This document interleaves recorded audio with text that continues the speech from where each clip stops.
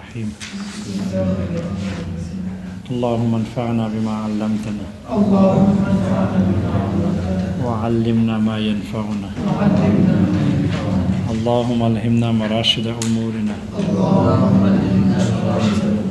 وقنا شرور أنفسنا ربنا تقبل منا إنك أنت السميع العليم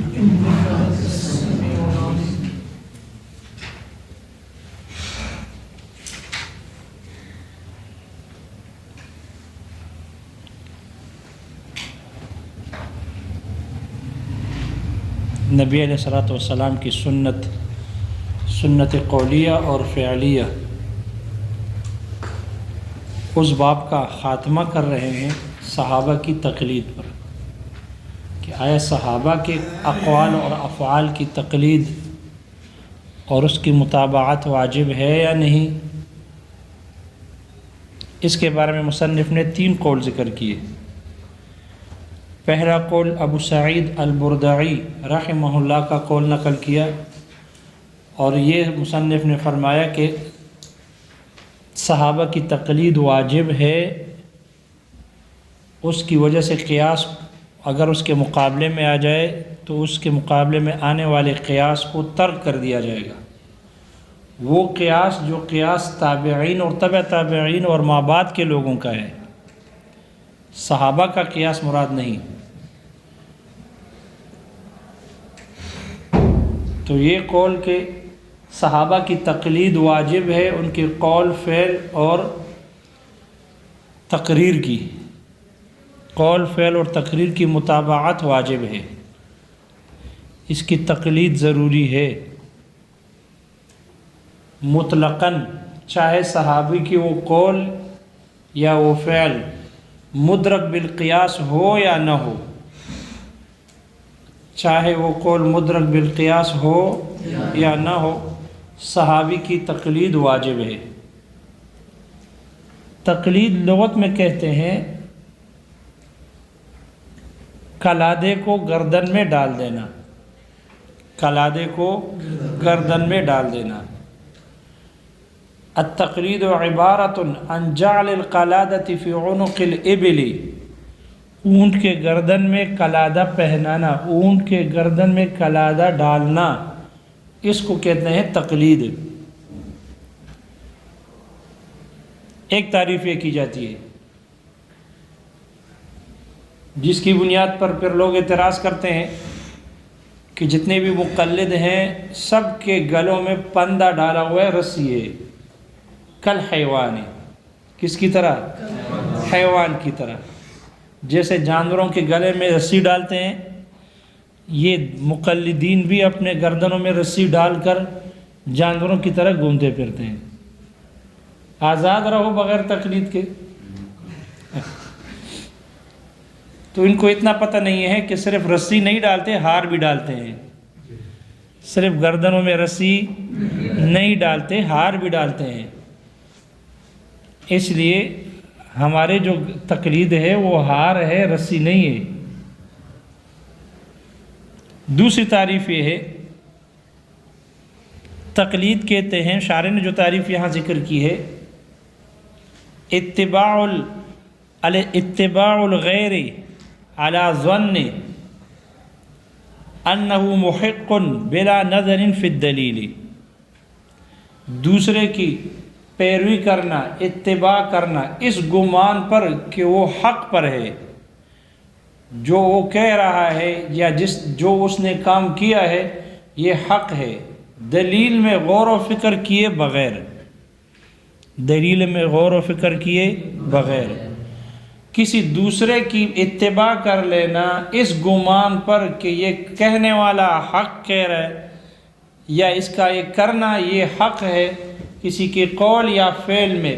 پیروی کرنا، اس سے دلیل کے مطالبہ نہ کرے اور اس کو حق سمجھے، اس کو کہتے ہیں تقلید، اسے کہتے ہیں تقلید۔ تو تقلید صرف کلادہ پہننا نہیں ہے، تقلید دوسرے کے قول یا فعل، دوسرے کے قول یا فعل کی پیروی کو بھی تقلید کہتے ہیں، اس گمان پر کہ یہ جو کہہ رہا ہے یا جو کر رہا ہے یہ حق ہے، اور اس سے دلیل کا مطالبہ نہ کرے، دلیل کا مطالبہ نہ کرے، اس کو تقلید کہتے ہیں۔ تو تقلید صرف قلادہ پہننا نہیں ہے، بلکہ دوسروں کے بغیر دلیل میں مطالبے کیے ہوئے اس کو حق سمجھ کر اس کی پیروی کرنے کو بھی تقلید کہتے ہیں۔ تو تقلید کی دو تعریفیں ہیں۔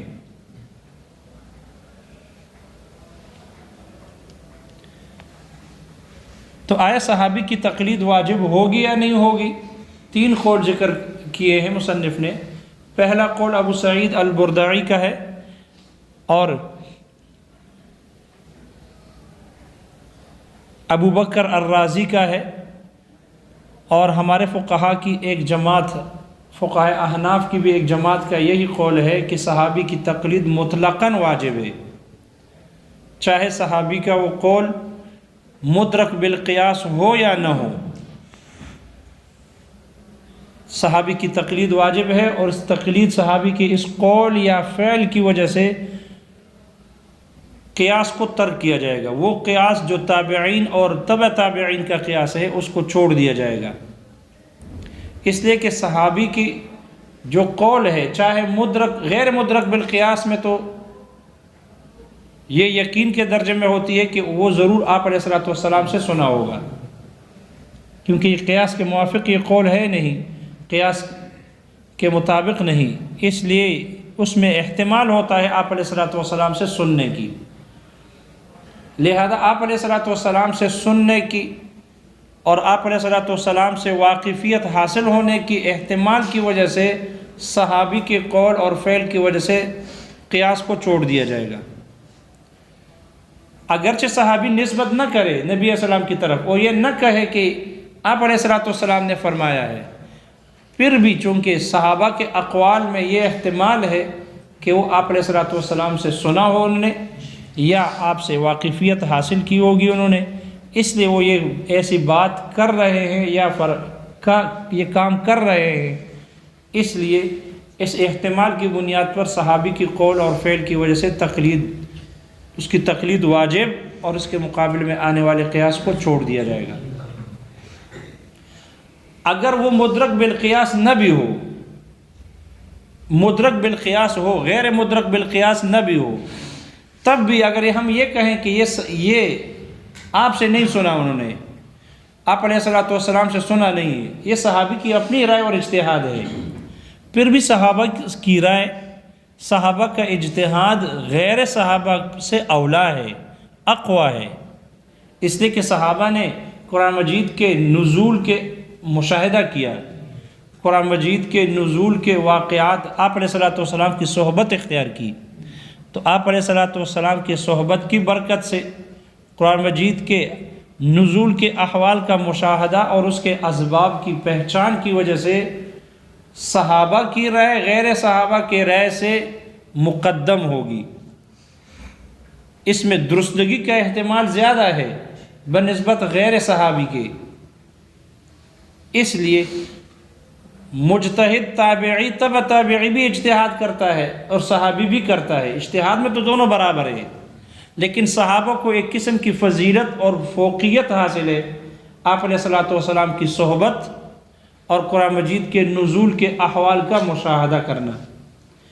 اس وجہ سے جب ان کو فوقیت حاصل ہے تو ان کی رائے بھی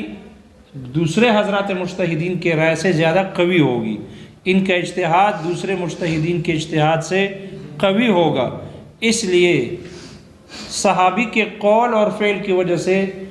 دوسرے حضرات تابعین اور تبع تابعین کے اقوال اور قیاس کو چھوڑ دیا جائے گا، اور صحابہ کی تقلید مطلقاً واجب ہے، چاہے وہ قول مدرک بالقیاس ہو یا نہ ہو۔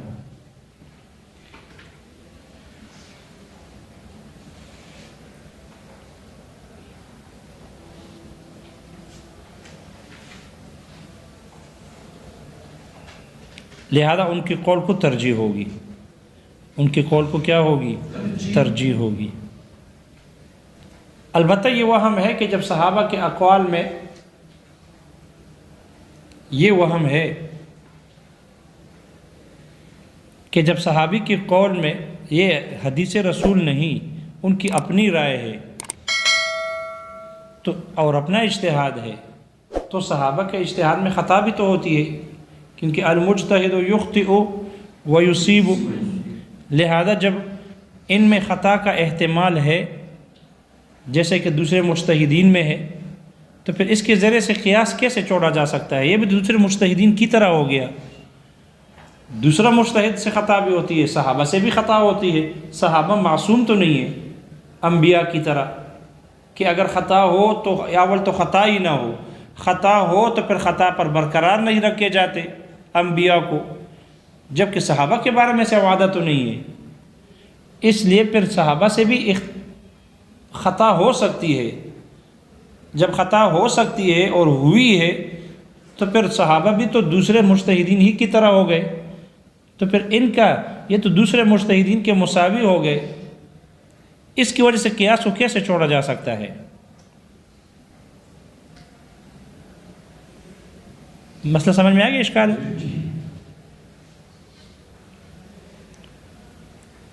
اس وہم کو دور کیا مصنف نے، چونکہ صحابہ ٹھیک ہے اجتہاد کرتے ہیں، خطا ہوتی ہے، دوسرے مجتہدین سے بھی ہوتی ہے، لیکن دوسرے مجتہدین سے اور صحابہ کے اجتہاد میں فرق یہ ہے کہ دوسرے مجتہدین کو وہ فوقیت اور برتری حاصل نہیں جو صحابہ کو حاصل ہے، اس لیے کہ تابعین اور تبع تابعین نبی علیہ السلام کی صحبت سے محروم ہے، ان کو نبی علیہ السلام کی صحبت میسر نہیں، اور انہوں نے قرآن مجید کے نزول کے احوال کا مشاہدہ نہیں کیا، ان کے اسباب کی معرفت ان کو نہیں، جبکہ صحابہ کو قرآن مجید کے اسباب کی معرفت اور اس کے نزول کے احوال کا مشاہدہ کیا ہے، اس لیے صحابہ کو غیر صحابہ پر ایک قسم کی برتری اور فوقیت حاصل ہے۔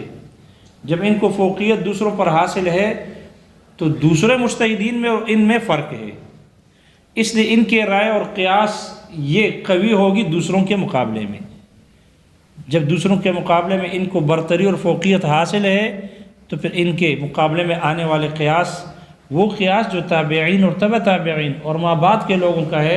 اس قیاس کو چھوڑ دیا جائے گا اور مطلقاً صحابی کے قول پر عمل ہوگا، اس کی تقلید کی جائے گی۔ یہ پہلا قول ہے جو مصنف نے ذکر کیا، ابو سعید البرداعی اور ابو بکر الرازی اور ہمارے فقہا کی ایک جماعت کا یہی قول ہے۔ دوسرا قول نقل کیا شیخ ابو الحسن کرخی، شیخ ابو الحسن کرخی رحمہ اللہ کا قول ہے، اور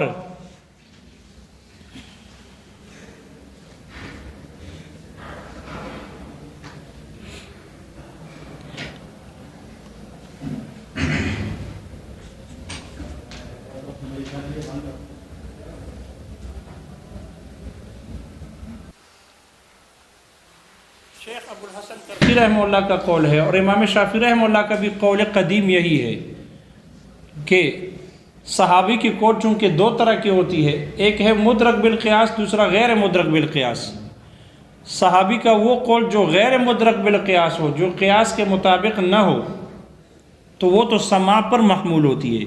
اس میں یہ قوی احتمال ہے کہ انہوں نے آپ علیہ السلام سے بات سنی ہوگی، اس لیے وہ حدیث رسول کے مرتبے میں ہے،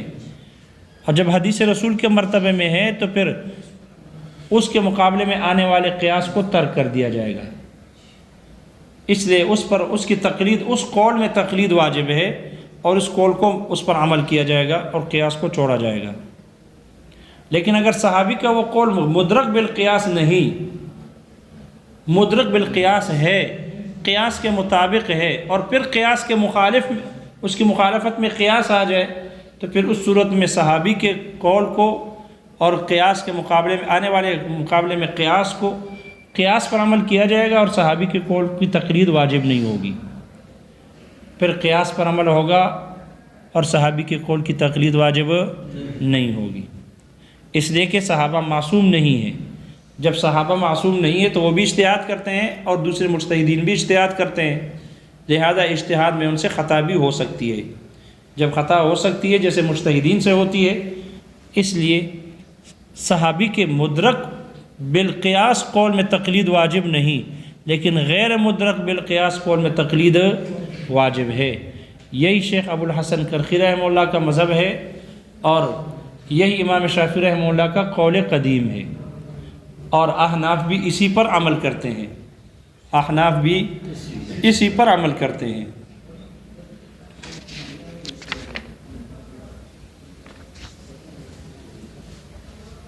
چنانچہ ائمہ ثلاثہ احناف کے امام ابو حنیفہ رحمہ اللہ، امام ابو یوسف اور امام محمد رحمہ اللہ، یہ تینوں حضرات صحابی کے ایسے قول کی تقلید کرتے ہیں اور اس کے آنے والے مقابلے میں آنے والے قیاس کو چھوڑتے ہیں، جیسے کہ حضرت عائشہ صدیقہ رضی اللہ عنہ کا قول ہے کہ آپ نے فرمایا، حضرت عائشہ صدیقہ رضی اللہ عنہ نے فرمایا کہ اقل الحیض للجاریۃ البکر والثیب 3 ایام ولیالیہا واکثرہ 10 ایام یا 10 اور 10 اور اکثر ایام جو ہے وہ 10 دن ہے۔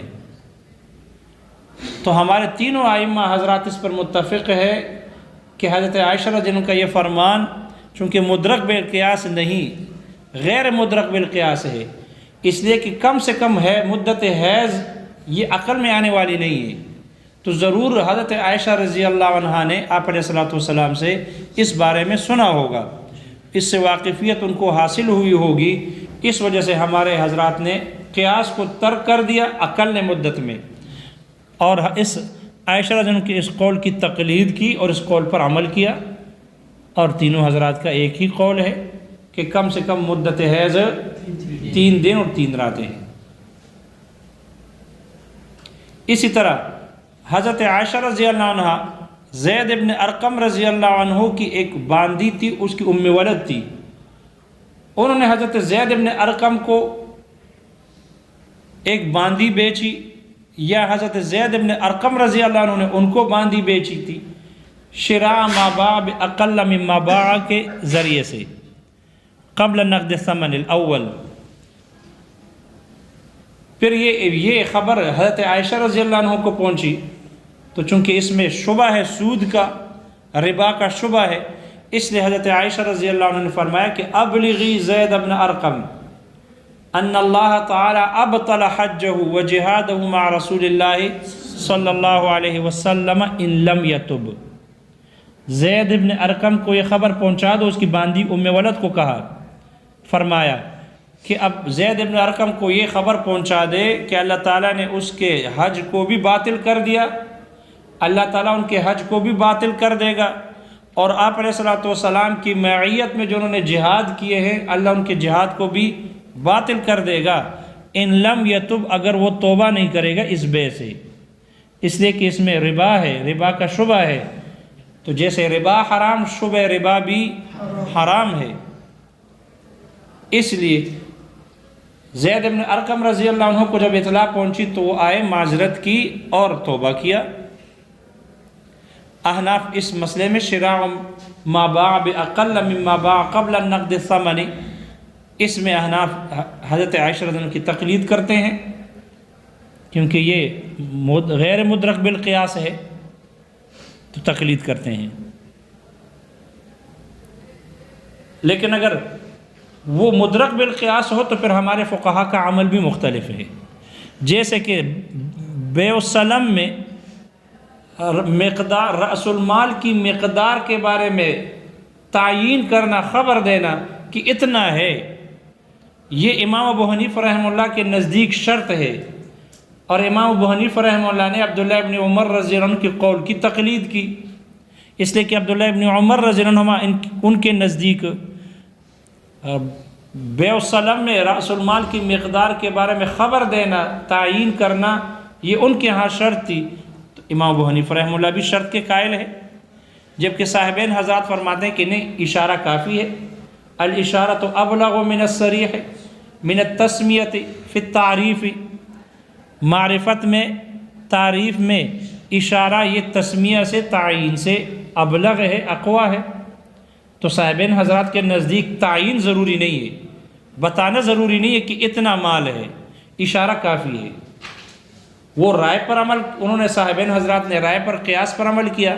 امام ابو حنیفہ رحمہ اللہ نے عبداللہ ابن عمر رضی اللہ عنہما کی تقلید کی، اور دوبی کی اجرت میں اگر دوبی سے کوئی چیز اجیر مشترک ہو، اس سے کوئی چیز ہلاک ہو جائے، ضائع ہو جائے، تو اس میں حضرات صاحبین اس کو ضامن ٹھہراتے ہیں۔ حضرت علی رضی اللہ عنہ کی قول کی تقلید کرتے ہوئے حضرات صاحبین اس کو ضامن ٹھہراتے ہیں، اس لیے کہ حضرت علی رضی اللہ عنہ بھی ان کو ضامن ٹھہراتے تھے، جبکہ امام ابو حنیفہ رحمہ اللہ نے قیاس پر عمل کیا اور حضرت علی رضی اللہ عنہ کی تقلید نہیں کی اجرت قصار میں، دوبی کو ضامن ٹھہرانے میں۔ لہذا اگر صحابی کا قول مدرک بالقیاس ہو تو پھر صحابی کی تقلید واجب نہیں، اور اگر صحابی کا قول ایسا ہو کہ مدرک بالقیاس نہ ہو، غیر مدرک بالقیاس ہو، تو ہمارے حضرات ائمہ تینوں اس پر متفق ہے کہ اس کی تقلید واجب ہے۔ یہی قول مصنف نے شیخ ابو الحسن کرخی رحمہ اللہ کے حوالے سے نقل کی ہے کہ صحابی کی تقلید ایسے قول میں کہ جو مدرک بالقیاس ہو، اس میں تقلید جائز نہیں، کیونکہ وہ بھی دوسرے حضرات مجتہدین کی طرح ان سے بھی خطا ہوتی ہے، اور اگر وہ غیر مدرک بالقیاس ہو تو پھر اس میں تقلید ضروری ہے، تقلید واجب ہے۔ تیسرا قول ہے